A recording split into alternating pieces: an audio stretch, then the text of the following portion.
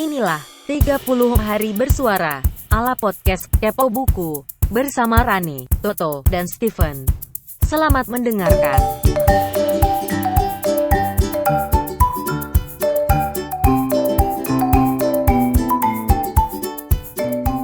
Kembali lagi di 30 hari bersuara bersama saya Steven di podcast Kepo Buku.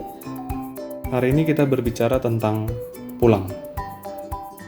Saya akan mencoba meresensi novel Pulang.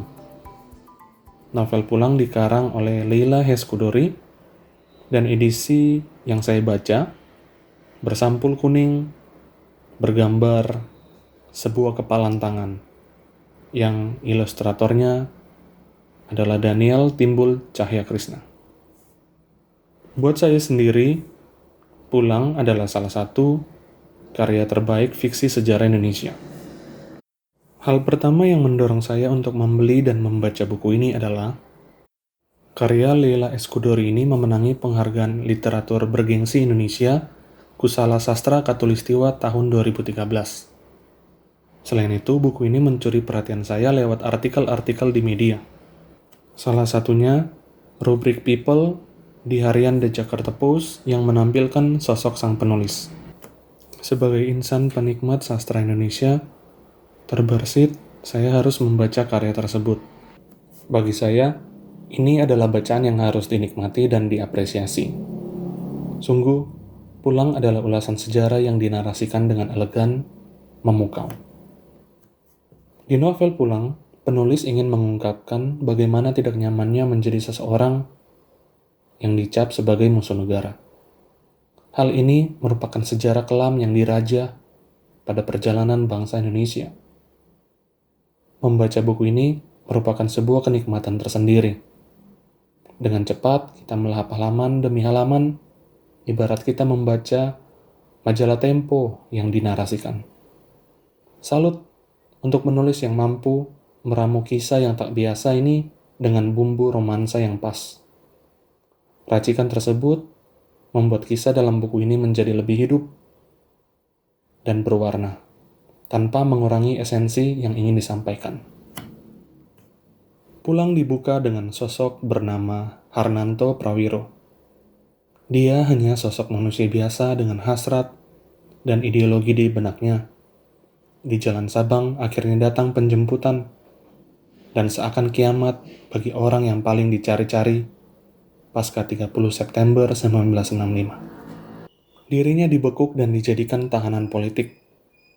Beranjak dari babak awal ini, di bagian pertama, kehidupan seorang pria bernama Dimas Suryo diceritakan dengan baik.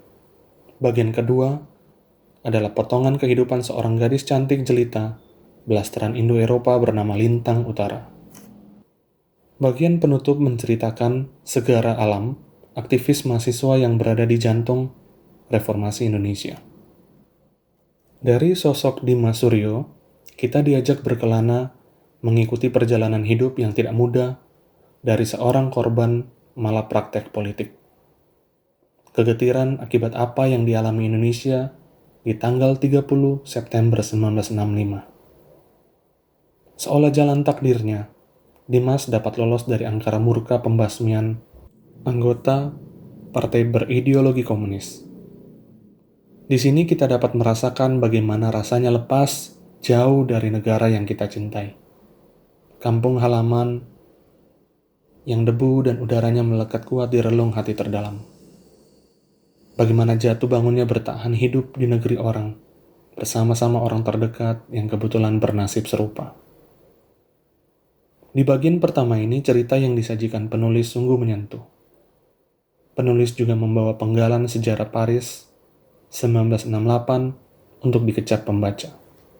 Sebuah momen pertemuan Dimas dengan pujian hatinya di kota cahaya. Akhirnya, untuk bekal bertahan hidup di negeri orang, sekelompok eksil ini membuat usaha makanan. Perjuangan mendirikan sebuah restoran tanah air, menjadi duta bangsa lewat bidang kuliner. Bukankah ini hal yang membanggakan? Sudah bertahun-tahun lalu masakan luar biasa milik kita dikenalkan lewat restoran tersebut. Cerita romansa Dimas menghadirkan Lintang Utara. Pada bagian ini kita diajak menyelami kehidupan seseorang yang memiliki akar Indonesia, namun lahir besar di negeri orang. Di dasar hatinya ada tempat kosong yang hanya mampu diisi oleh Indonesia. Tugas akhir untuk membuat sebuah film dokumenter berisi sejarah kelam para keluarga korban 65 membuat dirinya harus berangkat pulang ke negeri sang ayah. Di sini kelak dia akan bertemu dengan seseorang yang memukau hatinya, para narasumber berharga, dan tokoh-tokoh dalam proses reformasi Indonesia. Di bagian pamungkas, kita melihat dan merasakan kehidupan dari sisi anak Tapol. Mereka sejak kecil bertumbuh dalam trauma yang mengerikan. Dikucilkan merupakan makanan sehari-hari. Garis takdir yang tidak dapat ditolak. Semua hal pahit merupakan tempaan untuk hidup sebagai keluarga Tapol. Di sini, kita dibawa menjadi saksi peristiwa sejarah kerusuhan Mei 1998 di Jakarta. Membaca cerita ini membuka tabir dalam pemahaman saya. Sebagai generasi muda, kita tetap harus memandang ke belakang, berempati untuk setiap penderitaan yang dialami oleh keluarga yang semena-mena dicap sebagai tahanan politik. Di salah satu bagian, penulis hendak menyindir kami generasi muda bangsa. Dengan mudah, melupakan dan tidak sedikit pun berniat menyelidiki, apalagi mempelajari sejarah bangsa.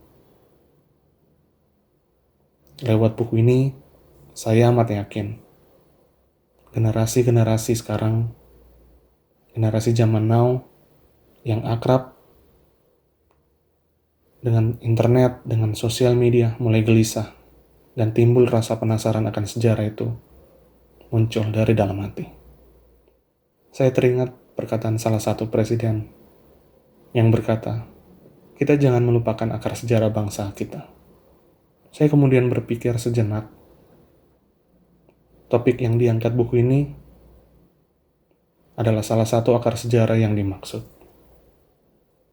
Pulang layak untuk dibaca oleh semua kalangan, baik pelajar hingga para pemimpin bangsa. Dari orang biasa hingga terkemuka di Indonesia. Penulis layak diapresiasi karena membawa sejarah Indonesia ke pentas yang lebih tinggi untuk dinikmati khalayak. Buku ini menjadi duta kebudayaan Indonesia di Frankfurt Book Fair tahun 2015. Lewat Pulang, dunia melihat sejarah kelam bangsa kita dengan cara pandang berbeda. Review ini ditulis di laman Goodreads saya, tanggal 15 April 2014. Terima kasih untuk atensi teman-teman. Besok kita akan lanjut lagi dengan topik kecewa. Sampai jumpa di lain kesempatan. Salam. 30 hari bersuara adalah gagasan dari komunitas The Podcaster Indonesia.